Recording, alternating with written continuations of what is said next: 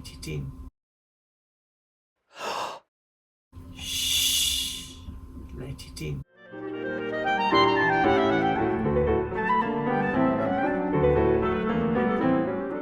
When you warm up with the mouthpiece and barrel correctly, you'll be tuning to something like a flat G on the keyboard in C. So we're breathing out. I'm going to let the air in, and I'm going to breathe just enough air to start to vibrate the reed. I'm not going to do anything extreme. If it doesn't work, it doesn't work.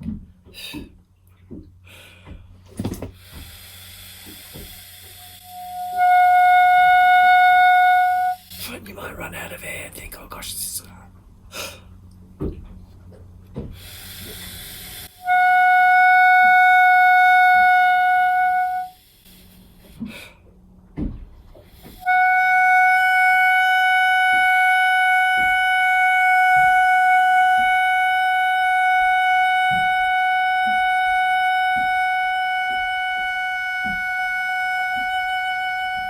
let it in.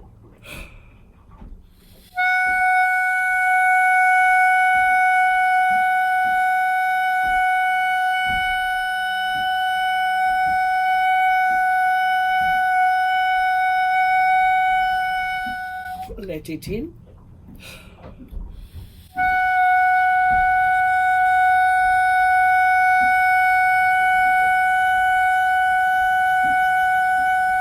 Let it in. And I evolved that into doing several long notes in a row. You go as long as you can to the point where you're feeling I have to breathe, wait, let it in, very passively, so the intake is always very relaxed. Like I said, we're all going to have very different looking mouths.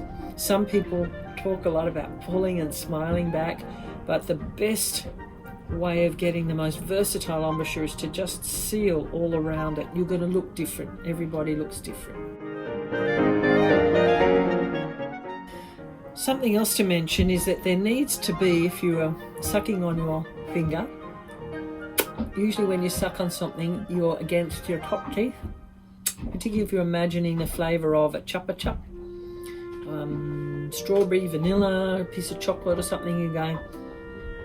You're sucking with the top teeth, and then, yes, the tongue is engaged at that point, but not when we play.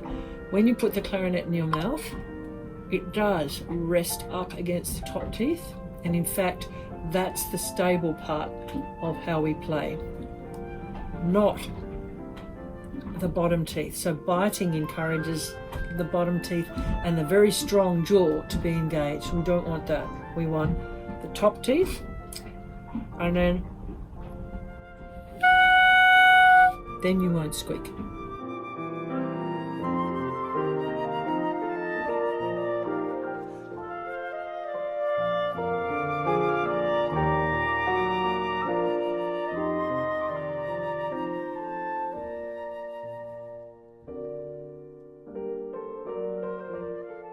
So I'm a clarinetist, music researcher, did my PhD about 10 years ago into efficient practice.